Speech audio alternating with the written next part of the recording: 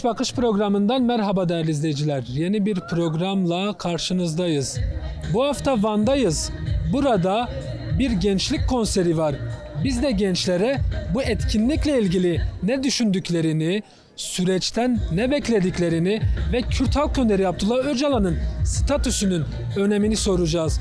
Şimdi gelin hep birlikte programımıza başlayalım.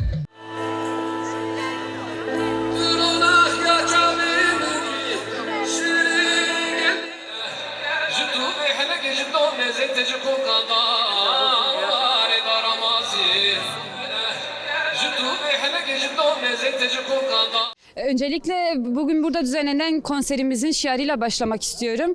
Hani şiarda da geçtiği gibi Demdema Guhartine Cuanji Herdem Peşenge.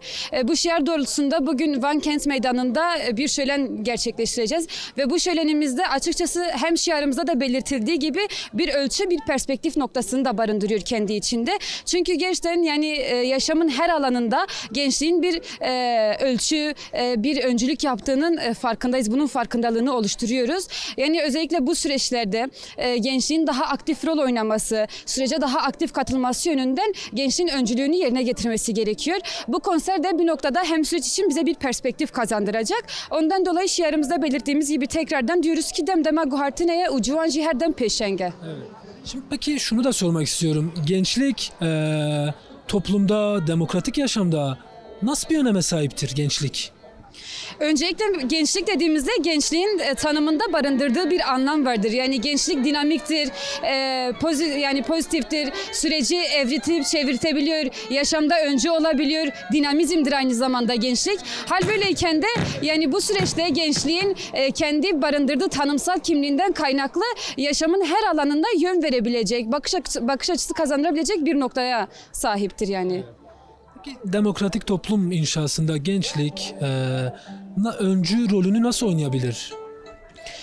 Özellikle mesela üniversiteler üzerinden de konuşabilirim. Ben kendim üniversite öğrencisiyim. Üniversitelerin kampüslerden uzak tutulması, toplumdan koparılması, yani bunların hepsi üniversitenin liberalleşmesine sebebiyet veriyor. Biz de bu noktada her ne kadar üniversiteler toplumdan uzaklaşsa dahi öncü gençlik dediğimiz, aydın gençlik dediğimiz kesimin toplumla daha çok harmanlandırarak toplumla beraber yeni bir değişim ve dönüşüme adım atmasını sağlayaraktan sürece yön verebilir. Yani biz her ne kadar halkla harmanlanırsak o temelde de bir beraberlik, bir yol yürüyebiliriz. Evet. Peki son olarak gençlik rolünü oynarsa nasıl bir tablo göreceğiz? Ne göreceğiz? Öncelikle yani sadece hani deniliyor ya tarih günümüzde biz tarihin başlangıcında gizliyiz. Gençlik için de bu böyledir yani. Baktığımızda 60'larda sonralarında gençlik her zaman toplumu değiştiren bir yapıda ve bu noktada da biz şu an için de eğer gençlik rolünü oynarsam hem durulan süreci tekrar canlandırabilir. Süreçte bir akışkan olmak yerine dalgalandıran, güç veren bir deniz misali yani bu noktaya gelebilir. Onun için gençliğin rolünü oynaması süreç açısından da olumlu etkileri olacaktır. Peki süreç niye yürümüyor? Süreç şu an neden durdu? Neden ilerlemiyor? Yani açıkçası bunu da belirtmek belki iyi olur. Hani şu an sizin de göreviniz olduğu gibi basının süreç noktasındaki etkileri de çok yüksektir. Her ne kadar mesela buradaki basın bir şeyleri yönlendirip ya da somutunda gösterebiliyorsa aynı temelde Türkiye basını da bu temelde görevini oynadığında süreç hakkında belki biz daha somut şeyler öğrenebiliriz. Halkın nabzını ölçmek, halka doğru perspektif vermek, halkı yönlendirmek bunların hepsi basının bir görevidir. Yani bu nerede Türkiye'nin her yerinde aslında basını doğru temelde yönlendirdiğimizde süreç hakkındaki gelişmeleri de doğru kavrarız. Yani eğer sürecin durulması ya da ilerlememesi bir noktadan da halkı buna hazırlamamaktan doğru geldiğini düşünüyoruz. Halkın nabzını biz doğru temelde hazırladığımızda biz zemini de hazırlamış oluyoruz. Peki son olarak sizce Kürt halk önderi Abdullah Öcalan'ın statüsünün belirlenmesinin önemi nedir? Bunu nasıl görüyorsun? Yani bir genç kadın olarak da bunu belirtebilirim. Kürt Halk Önderi Abdullah Öcalan'ın statüsü genç kadının ve gençlerin de statüsüdür. Kürt Halk Önderi Abdullah Öcalan'ın statüsünün sağlanması aynı zamanda genç kadının statüsünü de sağlar, gençliğin statüsünü de sağlar. Bu temelde toplumun da statüsünü sağlar. Şu an eğer Kürt Halk Önderi Abdullah Öcalan'ın statüsü sağlanmasa toplumun da belli bir statüsü olmaz ve bir kendi şahsımızda genç kadının da belli bir statüsü olmaz. Ondan kaynaklı yani bizlerin de statüsü Kürt Halk Önderi Abdullah Öcalan'ın statüsüyle eşdeğer orantılıdır.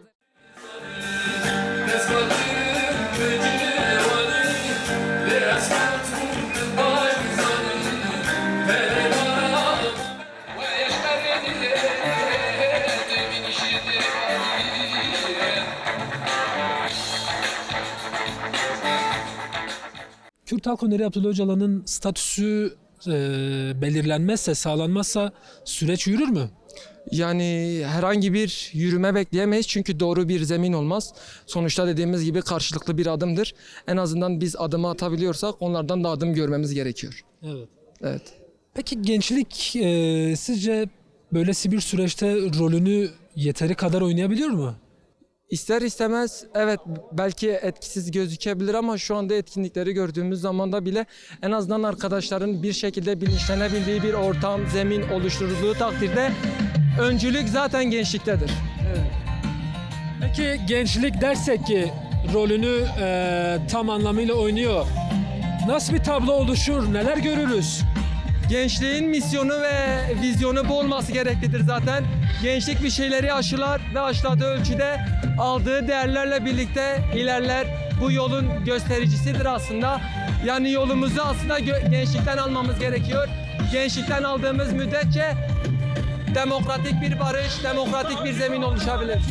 Yani buna öncü mü olur diyorsun? Evet, kesinlikle. Buradan çağrın var mı? Bir çağrın ve mesajın var mı?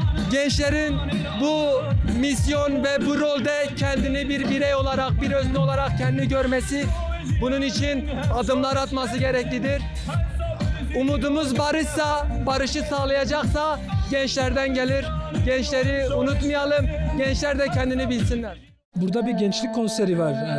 Siz bu etkinliği gençlik açısından nasıl buluyorsunuz? Ne söylemek istersin? Şimdi uzun süredir Van'da zaten yapılmayan bir etkinliği var. Bir de baharın gelişiyle bir de burada toparlanmak istenen bir gençlik durumu vardır. O yüzden bir konserle aslında bir konser biraz konseri de olur. Biraz bir şeyi deklare etme yani. Biz artık bir de gençlik örgütleniyoruz. Gençler olarak artık Van'da örgütleniyoruz. Örgütlenmek için de bunun başlangıcı olarak biz konser yapıyoruz. Bu konserde bildireceğiz ki artık biz Van'da örgütlü bir yapı kurmak istiyoruz. Örgütlenmek istiyoruz. Bu temelde olur. Sizce bunun için neler yapılmalı? Neler yapılması gerekiyor? Siz neler yapıyorsunuz? Şimdi biz zaten ben öğrenciyim, 100. yılda öğrenciyim. Biz 100. yıl olarak da Özgül Center'da Köler isminde Komün Öğrenci Derneği, 100. yıl Komün Öğrenci Derneği kurmuşuz. Bu Komün Öğrenci Derneği'nin de amacı üniversitede bir örgütlenme ağı sağlamak, üniversitede bir iletişim sağlamak. Bu temelde örgütleniyoruz yani. Süreç, tabii bunu bir süreçten bağımsız olarak da ele alamayız. Süreçle birlikte bu örgütlenmeler başlatılmış. Süreç mi bunu gerektiriyor? Evet, süreç biraz örgütlenme sürecidir yani. İlk başta söylenmişti yani Önder'in söylediği gibi örgütlenen taraf kazanacak yani. Evet. Bu yüzden bize örgütlenme ihtiyacı duyuyoruz yani. Peki sizce gençliğin toplumlarda, işte demokratik yaşamda önemi nedir? Nasıl bir öneme sahiptir?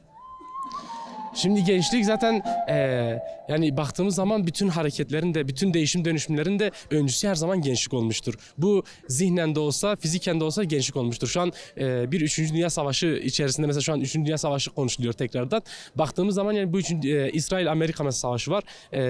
İran-İsrail-Amerika savaşı var. Bu savaşta bakıyoruz yani belki zihniyet olarak yaşlı zihniyettir ama değişip dönüştüren yani bu savaşı yapan gençlerdir. Baktığımız zaman zamanda da böyle 68 mesela iki taraflı dünya kutbuna karşı savaşan da 68 gençlik kuşağıydı. Bunu söylemek istiyorum. Her zaman bir değişim dönüşümü yaratan gençlerdir. Ama gençlik mesela 68 gençlik kuşağı da ilk Kürt Özgürlük Hareketi kurulduğu dönemlerde biraz gençlik kendinden doğru yapıyordu. Kendinden doğru yaptığı zaman ne kadar iyi bir değişim dönüşümü yarattığını görebiliyoruz. Ama bir yaşlı tarafından yapıldığı zaman da ne kadar kötü bir şeye 3. Dünya Savaşı'na evrildiğini görebiliyoruz yani. Bu yüzden mesela toplumun değişim gücü her zaman gençliktedir. Bu yüzden gençlik ne kadar bugün kendini değiştirirse biz o kadar toplum olarak var olabiliyoruz. Tam da o noktada gençlik demokratik toplum inşasında nasıl öncü olabilir? Sürecin kalıcılaşması için yani barışın olması için gençlik nasıl bir rol oynayabilir? Yani ne düşünüyorsun? Şimdi belki biraz daha gündem oldu Rojava'da Haseki durumu. Mesela Haseki'ye 4 gün üst üste Arapça tabela asmaya çalıştı. Ama oradaki toplum örgütlü olduğu için 4 gün boyunca da o tabelayı indirdiler, kabul etmediler. Bu şey anlamına gelirdi. Ya HTŞ ya Suriye, yeni kurulan Suriye hükümeti Haseki'den çekilecekti ya da mesela Kürtçe tabelayı kabul edip orada kalacaktı. Ve bu yüzden mesela Kürtçe tabelayı kabul ettiler. Bu bizim için de geçerlidir. Biz burada ne kadar örgütlü bir güç haline getirirsek, ne kadar mesela inşallah bu gücü kalıcı olarak kurabilirsek o kadar süreç bozulamaz. Biz burada güçlü olduğumuzu herkese gösterdiğimiz zaman yani bu süreci kimse bozamayacak yani. Bozduğu zaman iki tarafın da zararlı çıkacağını görür. Bu yüzden yani bize bağlıdır. Biz ne kadar güçlüysek süreç o kadar ilerler. Sürecin tıkandığı yönünde ciddi tartışmalar yürütülüyor. Doğrudur. Sizce süreç neden durdu, dondu, ilerlemiyor? Şimdi baktığımız zaman yani biz Kürtler olarak Kürt Özgürlük Hareketi de üzerine düşen bütün adımları yaptı yani. Artık yani biraz devlete kalmış durumdadır yani. Devlet artık adım atması gerekiyor.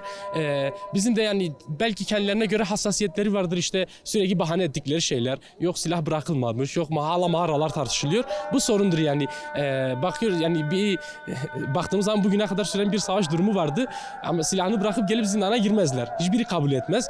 Bu yüzden mesela şeye bağlıdır. Biraz Türk devletinin o adım atmasına bağlıdır. Hukuken bunu sağladığı zaman gelişler tabii ki olur. Ama belki mesela kendi yaşlarından, çünkü mesela baktığımız zaman 50 yıldır mesela Türk devletinin bir Türk halkını yönlendirme biçimi vardır. Nedir işte 50 yıldır işte bizi bölmeye çalışıyorlar konseptiyle. Özel savaş konseptleriyle işte halkı bu şekilde açlığa mahkum bırakıyor. Yani diyor ki birileri geliyor bizim ülkemizi bölecek. Bu yüzden mesela biz açlığa dağılmak zorundayız. Yani yani patates, soğan yiyeceğiz ama ülkemizin bölünmesine izin vermeyeceğiz. Bu temelle oluşturmuş. Hatta mesela 2019'da hatırlarsınız işte İçişleri Bakanlığı'nın bir söylemleri vardı. 7 kişi kalmışlar.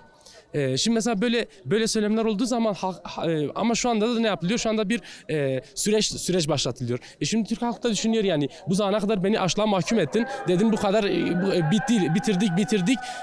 Bu sorun çözülecek. Ama şu an bakıyorsunuz da masaya oturuyorsun. Bu yüzden mesela hassasiyetleri de vardır, olabilir. Ama noktasında yani biraz bu durum Türk devletine kalmış bir durumdur. Yani devletin kendisine kalmış bir. Bana göre devletin kendisine kalmış bir durumdur. Onlar değiştirip dönüştürdüğü temelde halkın da değiştirebilir yani. Halk bu yüzden adımı kabul eder. Teşekkür ederim.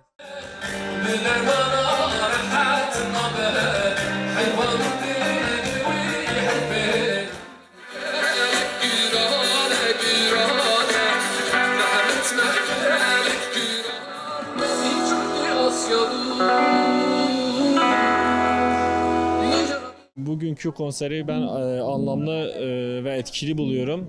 Bugün burada Van gençleri hep birazdan bir sesle bu başlayan demokratik toplum ve barış sürecinin tıkanıklığının giderilmesine yönelik irade belirtiyoruz burada. Yani Süreç niye tıkandı?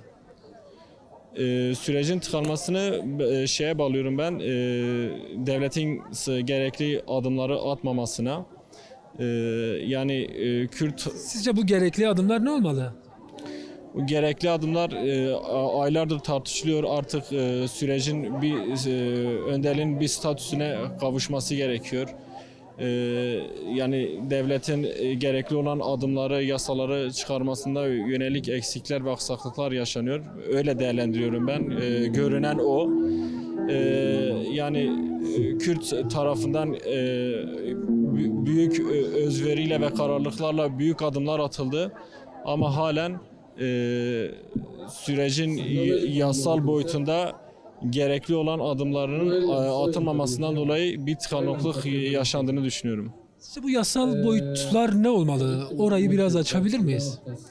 Yani çoğu zaman siyasiler de ve özgürlük hareketinden isimler de belirtiyorlar. Gerekli olan adımlar belli.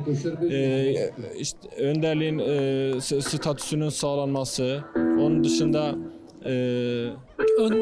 Kürt Halk Önderi Abdullah Öcalan'ın statüsü sizce sağlanmazsa süreç yürür mü?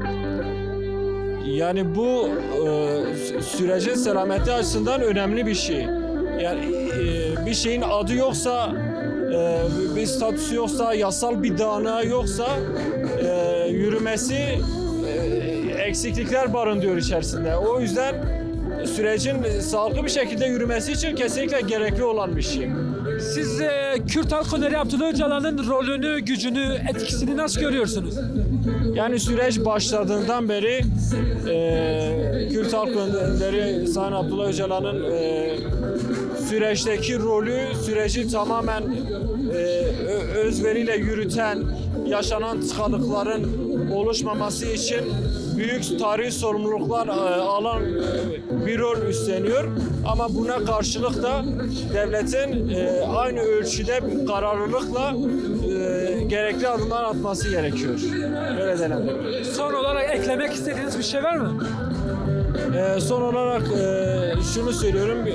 Kürt gençleri olarak talebimiz Kürt Halk Önderi Sayın Abdullah Öcalan'ın yasal çerçevede statüsüne kavuşması ve sürecin yürümesi açısından gerekli olan yasal adımların atılması, bunları ekleyebilirim.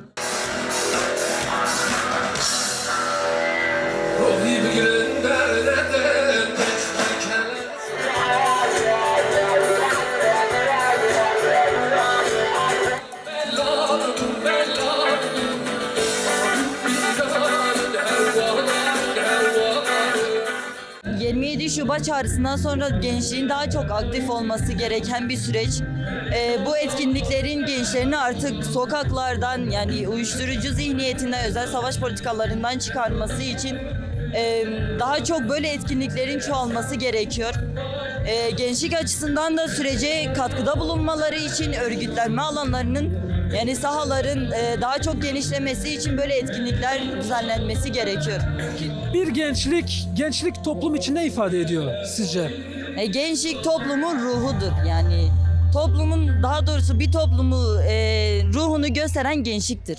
Yani topluma baktığında, ya daha doğrusu gençlik kesimine baktığında toplumun hangi zihniyette olduğunu, nelere daha çok eğilimli olduğunu, toplumun çürütülmesine dair ya da toplumun sosyolojik yapısını gençlik gösterir. Yürütülen sürece de gelmek istiyorum. Bir yılı aşkın bir süredir barış ve demokratik toplum süreci yürütülüyor. Şimdi bu süreç kapsamında ciddi tartışmalar yürütülüyor, işte süreç tıkandı, ilerlemiyor noktasında. Siz bunu nasıl değerlendiriyorsunuz? Süreç sizce neden ilerlemiyor? Yani 27 Şubat çağrısından sonra Kürt halkından önemli adımlar atıldı. Özellikle önderliğin büyük adımları oldu. PKK'nın feshedilmesi, ama devlet değil de iktidar tarafından daha doğrusu bir adım atılmıyor ve temel sorunlardan biridir. Sizce neden atılmıyor? Ya bizim ilk talebimiz, yani Kürt halkının ilk sürece dair talebi önderliğin umut hakkının sağlanmasıdır. Ya ondan sonra siyasi tutsakların bırakılmasıdır. Bunlar olmadan süreç ilerlemez mi? Bunlar olmadan süreç ilerlemez. Zaten sürecin ismi diye bir şey olmaz. Aslında sadece konser de değil, bildiğimiz gibi yeni bir toplumsal süreçten geçiyoruz. Gençlerin bulunan her alanda kendini göstermesi gerekiyor. Bu süreçten dolayı yine bu alanları doldurmamız gerekiyor. Biz gençlik olarak yine her zaman katılımımızı sağlamaya çalışıyoruz. Siz gençliğin toplumdaki, demokratik yaşamdaki önemini nasıl buluyorsunuz? Doğrusu şöyledir. Tekrar edeceğim ama gençlik toplumun tohumu diye görüyoruz. Hani mesela burada gençlerimiz olmasa açıkçası toplumda bir ışık da göremiyoruz. Kendimize bir yol da çizemiyoruz. Herhangi bir yöntemin öncüsü olacak kişiler de gençlik olduğu için tekrar diyorum, her zaman gençlerin bu alanları doldurması gerekir. Bulunduğumuz her örgütte kendimizi, varlığımızı hissettirebileceğimiz her alanı doldurmamız gerekiyor. Tam da böylesi bir süreçte siz gençliğin rolünü tam anlamıyla oynadığını düşünüyor musunuz? Doğrusu bu süreç biraz da gençler üzerinden açılmış bir süreçtir.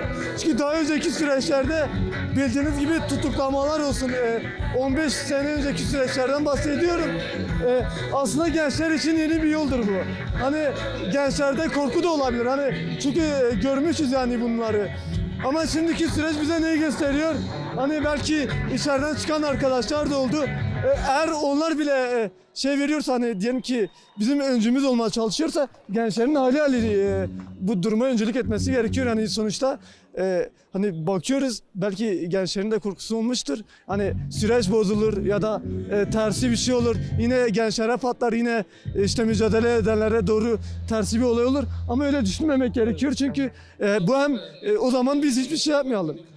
İkinci olarak da eğer hani gerçekten de bu içeriden çıkan arkadaşlarımıza örnek almak gerekiyor. Eğer onlar da devam ettirebiliyorsa bizde bunun hali olması gerekiyor. Yine tekrar ediyorum kendimi ama o şekilde. Süreç dediniz. Mevcut durumda sürecin ilerlemediğine dönük tartışmalar yürütülüyor.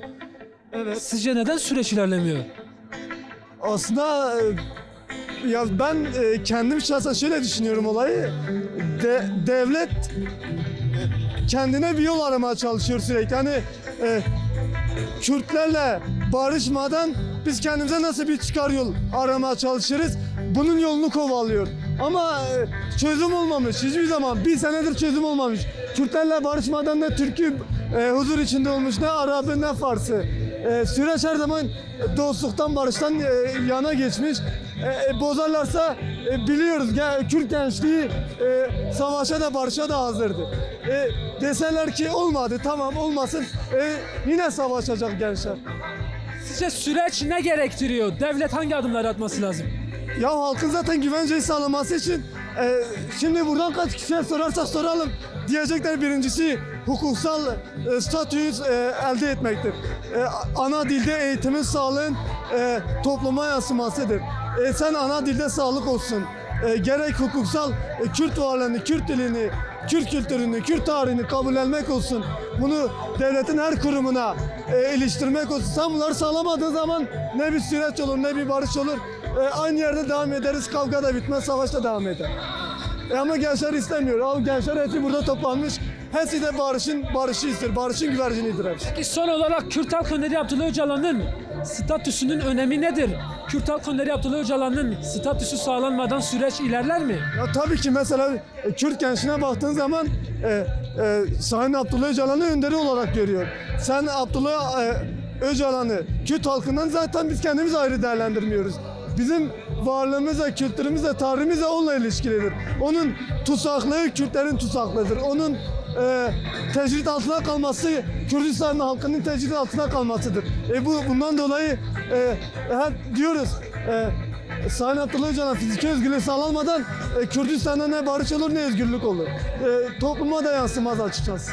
Son olarak buradan gençliğe çağrım var mı? Gençliğe ben her zaman inanıyorum. Bulunduğumuz tüm alanları dolduralım, örgütlenmemize devam edelim. Çünkü eğer büyük şeyler istiyorsak bunlar küçük adımlardan geçiyor. Bunu tekrarlamak istiyorum.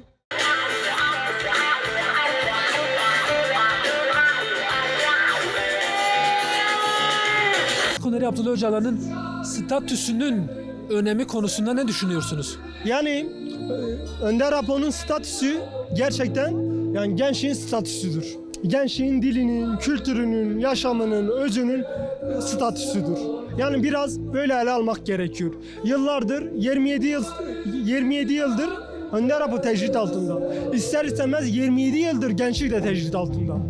Yani en son 27 Şubat çağrısıyla Önder Apo'nun attığı güçlü bir adım vardı ve bu güçlü adıma gerçekten gençlik her ne kadar geç kalsa da sonunda yetişebildi yani. Sonunda cevap olabileceğini dile getirdi yani. Biz ondan dolayı demokratik siyaseti geliştireceğiz dedik. Ondan dolayı pratik politikanın öncülüğünü bizler yapacağız dedik. Bu noktada tüm gençlere, genç kadınlara birçok şey düşüyor yani. Önder Apo'nun özgürlüğü temel gündemi olmalı. Önder Apo'nun statüsü genel gündemi olmalı. Kaygılardan, korkulardan artık çıkmak gerekiyor yani.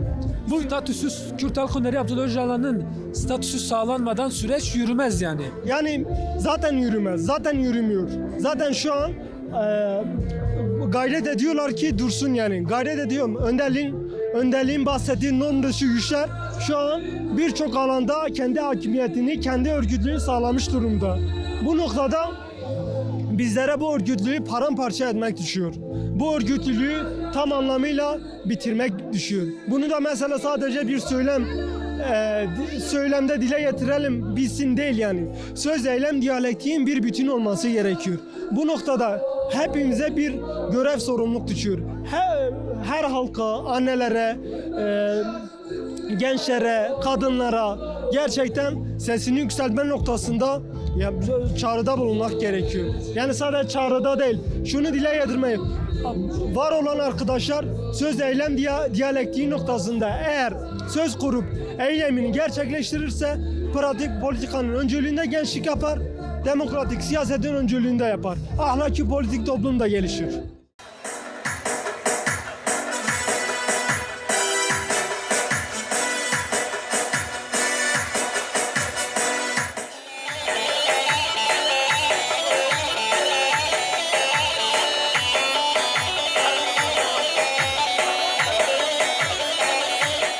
Evet değerli izleyiciler, Genç Bakış programımızın sonuna geldik. Haftaya başka bir programda görüşmek dileğiyle. Hoşça kalın.